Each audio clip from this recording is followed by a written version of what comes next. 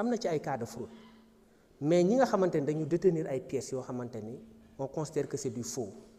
nañu xam ni ils sont en danger parce que y a une infraction qu'on appelle l'usage de faux kooku du presque c'est jamais prescrit tant que yaa ngi utiliser document bi rek mën nañ la jàpp teg loxo donc maa ngi woo maire yi collectivités locales yi maa ngi leen di woo ci ñu gën a vigilant maire yi en tout cas xam dañuy délivrer actes yi ñu gën a vigilant dans le cadre de la délivrance des actes te aussi tamit am na benn aspect boo xamante ni man rafetlu wu ma ko te loolu aussi dinañ ci taxaw mooy ay sant ak yooyu Sénégal benn lañ ñoo bokk ndey ñoo bokk bàyyi boo santee Jaxumpa wala nga sant Cissé wala nga sant Mbay ak sama kal yi sant Touré ñoom ñëpp benn lañ donc nañ jàppandoo ci loolu defar xam ni ñun ñoo bokk dëkk bi sant yi amu ci solo mais li ko indi mooy fraude documentaire bi effectivement moo poussé parfois policiers yi ñu laaj ay documents parce que mënoo bëgg une chose aussi et son contraire moo tax léegi dans tous les cas j'ai demandé à ce qu'on exige des certificats de nationalité parce que bu boobaa le problème est réglé ku indi nationalité sénégalaise mën nga am loo bëgg mais bu fekkee ni yow da nga nekk un fraudeur doo mën a produire un certificat de nationalité te loolu ça peut régler le problème. Maintenant sur la question de la corruption je suis effectivement d'accord corruption nag dafa bokk ci fléau yi nga xamante ni fépp da nga ko fay retrouver da nga koy retrouver ci police da nga koy retrouver feneen mais ñu ngi jox ay jéego bi ñu ñëwee dañu teg un inspecteur général jox ko mission mu dox ci affaire corruption ak toutes les considérations yoo xam ne mën nañ ci régler police bi donc ak benn brigade prévôtale boo xam ne dañ ko mettre en place pour régler les questions de corruption loolu à ce niveau là vraiment ñu ciy dox ay jéego mais dina am na sax ay condamnation suñu biir mais am na loo xam ne ci sutura la doo ñëw condamné nit ba pare jaay ko ci mbedd bi ne dañ ko kii parce que bu ñu ko condamné ba pare doy na sëkk donc loolu lañ jàpp mais rassurez-vous la question de la corruption est actuellement prise en charge par la police. Sur la situation des élèves de la 49e promotion je vous rassure que le problème est quasiment réglé parce que toutes les démarches administratives sont entamées pour la résolution des vices entachant leur situation répondre naa keroog Guy Marius Sagna ci côté boobu et un projet de décret à titre exceptionnel a été pris pour la régularisation de leur situation administrative et financière parce que les deux sont liés et il a été élaboré et aujourd'hui c'est sur la table du président de la République bu ñu ko signé rek le problème sera réglé ñun ñoo gën a soxla effectif dans le cadre du maintien de l'ordre et dans le cadre de la sécurisation du pays maa ngi leen di gërëm di leen sant ci déglu bi lii rek day wane ni Sénégal benn bopp la ñun ñoo ko moom. amaat nga 15 minutes au besoin. ah mais c'est tant mieux encore je pensais que c'était fini lii je veux dire day wane ni Sénégal benn bopp la te effectivement ñun ñoo ko moom te incha allah dinañ ko defar. am na benn député El Hadj Diop bu ma laaj ci construction caserne sapeur pompier à Malem Hodar loolu dafa dugg ci mise en œuvre agenda national de transformation Sénégal 2050 l'État a projeté la construction de 186 casernes de sapeurs dont 86 pour la période 2026-2030 keroog dem naa inaugurer caserne de Goudiri quelque chose qui a été très bien accueilli par les populations te incha allah dinañ continuer parce que am na yeneen caserne yu ñu war a ubbi à Nioro à Diamniadio à Ndiaganiao à Daara Jolof et ces casernes seront inaugurées entre 2025 et juillet 2026.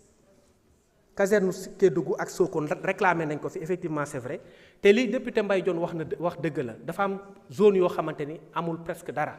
mais dans le maillage territorial c'est-à-dire que bi ñuy créer loolu comme région yenn régions yi peut-être on a mis les charrues avant les bœufs loolu c'était avant nous donc loolu moo tax parfois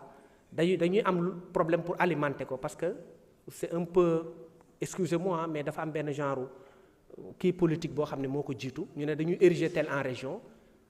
ba pare doo ko accompagner d'infrastructures nécessaires alors qu'on devait d'abord créer les infrastructures avant de créer les régions c'est ce qui a fait effectivement ce déséquilibre-là qui a été noté. Pour les constructions et les réhabilitations de bâtiments, l'essentiel des bâtiments abritant les services de logement de circonscription administrative se trouve dans un état de délabrement avancé. De ce point de vue, on est d'accord et notre position de principe, c'est qu'il faille effectivement procéder à la rénovation de tous ces bâtiments. Et pour 2026, notre ministère va achever les travaux de la préfecture de Kaolack. Les travaux ont démarré et la préfecture de Bignona et les sous-préfectures de Rao et de Fissel. Pour l'instant, c'est ce qui a été démarré. Maintenant, pour régler la question de la vétusté définitivement, le ministère a élaboré un nouveau projet qui a été maturé avec les services du ministère de l'économie et du plan. Ce projet qui va démarrer en 2026 pour un coût de 67 milliards va ouvrir toutes les localités du Sénégal, 14 régions, 46 départements et 127 arrondissements. Donc loolu ñun suñu yitte la dañu bëgg a defar circonscription yi nu mu tudd préfecture yi gouvernance yi ak sous-préfecture yi parce que ñoom aussi bu dee gouverneur c'est le représentant du président de la République dans les régions te ñu ngi def liggéey aussi bu mucc ayib. C'est pourquoi dama ciy profiter également pour féliciter William Manel, qui est le directeur général de l'administration territoriale, qui fait un excellent boulot avec les gouverneurs, les préfets et les sous-préfets. Ñooñu dañu soxlo les moyens pour exercer leur office, parce que seen métier dafa noble. De la même manière que je l'ai dit avec les forces de défense et de sécurité. saa yu ma demee ci benn opération combinée police gendarmerie ay 3 heures du matin dama leen wax ni ñi ñee ngi nelaw mais ñun ñu ngi liggéey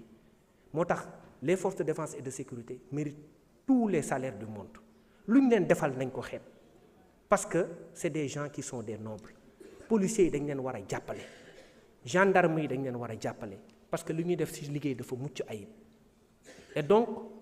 loolu moo tax man j'estime que mon département pourrait être même beaucoup plus pourvu. If you want to make money in 2025, don't use Alibaba.com because you will get attached. Find Chinese suppliers to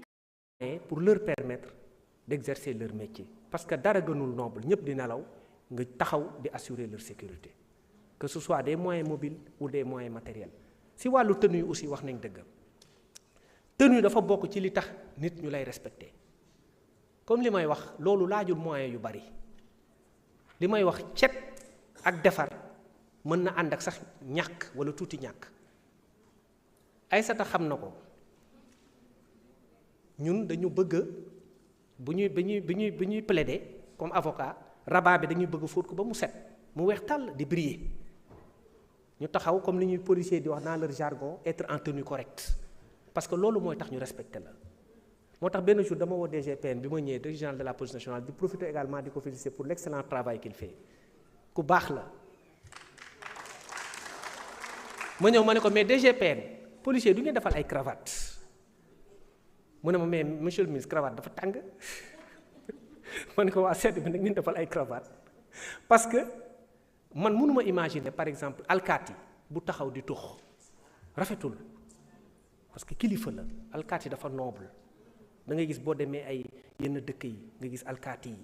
man bu ma gisee alkaati bu sol lu rafet dama koy respecter dama koy bëgg sama xol day sedd donc yooyu yëpp c'est des choses yoo xam ne ça participe à la citoyenneté te pourtant laaju moyen yu bari donc loolu laay wax rek tout le temps nañu xool lépp li nga xamante ni mën na relever suñu prestige en tant que pays parce que Sénégal pays leader la et man maa leen ko wax de tout temps Sénégal pays leader la boo demee ci yeneen dëkk nga koy xam Sénégalais dañ leen respecté boo demee Côte d'Ivoire ñu ne le Sénégalais a du talent ñu ne Sénégalais bu waxee rek da lay convaincre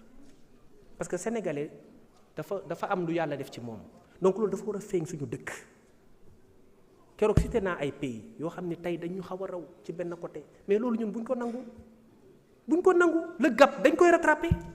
te mën nañ ko te on le fera rapidement dëkk bi dina tegu ci yoon dina baax ba pare lépp dox incha allah yéen ñëpp ci mën a jàpp j'en appelle à la citoyenneté de tout le monde j'en appelle à tous les patriotes tous les républicains tous qui aiment ce pays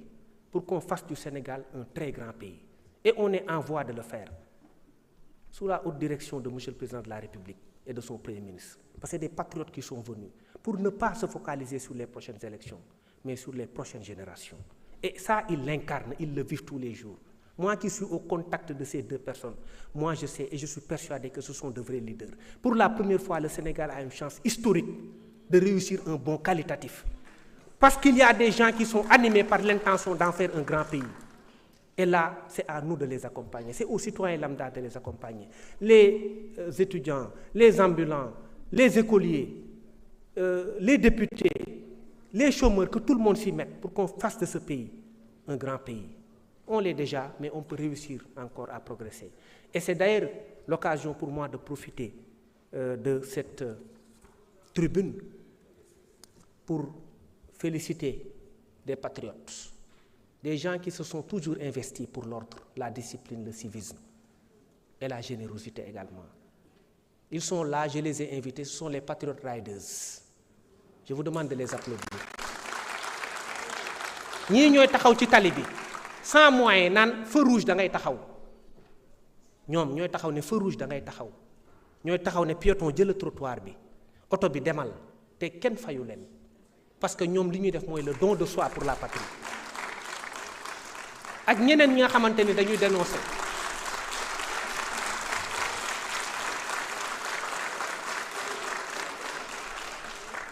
ak ñeneen ñi nga xam ne dañuy dénoncer également certaines situations. On reçoit tout le temps les dénonciations. Nous invitons les Sénégalais à dénoncer davantage parce que nous sommes un pays boo xamante ni nous sommes habitués à ça. Nañu di dénoncer parce que loolu c'est positif, ça nous aide. Nañu di critiquer. Ministère de l'Intérieur bu ñu xamee ni lii mi ngi koy def baaxul nañ ko critiquer, je suis d'accord, on prend les critiques comme positives parce que c'est important. Nañu nangu du haut de notre piédestal de subir des attaques loolu amul benn problème mais l'essentiel c'est qu'on progresse et qu'on avance loolu rek moo am solo ci àdduna moo tax ma leen di féliciter également ñi nga xamante ni ils sont dans les pages di dénoncer naan fii nii la mel fii nii la mel fii nii la mel parce que loolu moo ñuy permettre aussi d'être réactif ñoom ñi sama équipe xam nañ ko à chaque fois bu dara amee dama leen di alerter ne leen def leen lii pour ñu remettre un peu les choses à l'endroit. Pour terminer, je vais juste parler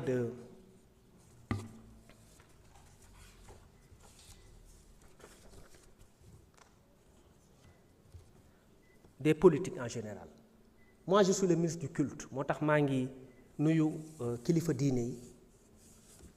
demoon naa Touba ci sama sëriñ sëñ Mountakha yàlla na fi yàgg lool te wér sëñ Mbaye Sy Mansour day seeti naa ko ak xalifa yépp seeti naa leen di leen ziyaare bu baax parce que man seen doom laa seen surga laa te incha allah je serai dinaa topp seeni tànk te dinaa jàppale le culte parce que loolu aussi ci sama domaine la bokk. Politique yi wax naa leen foo leen mënti nekk mes portes vous seront grandement ouvertes que vous soyez de l'opposition ou du pouvoir en place am na ko ko wax fii man je suis le ministre de la République je suis un ministre de la République je suis le ministre de l'Intérieur je suis là pour tous les Sénégalais heure boo leen ma bëggee gis ñëw leen parce que je vais vous accueillir et c'est mon devoir également de vous écouter la société civile également maa ngi leen di woo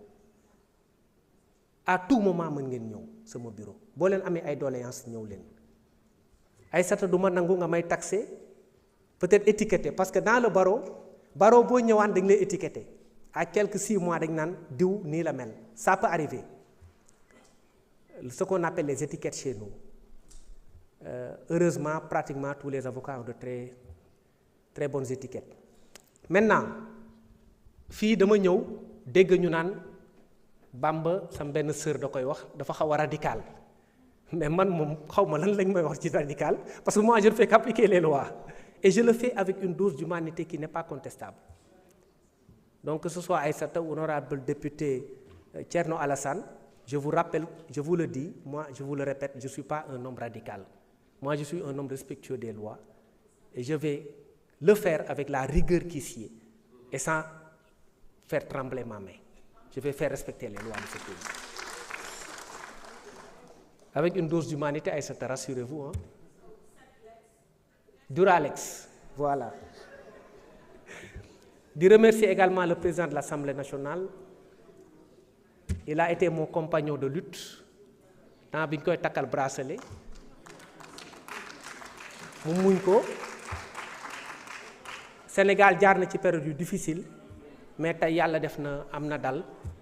nañu jublu ci liggéey bi jéem a changer ce pays je vous remercie de votre aimable attention.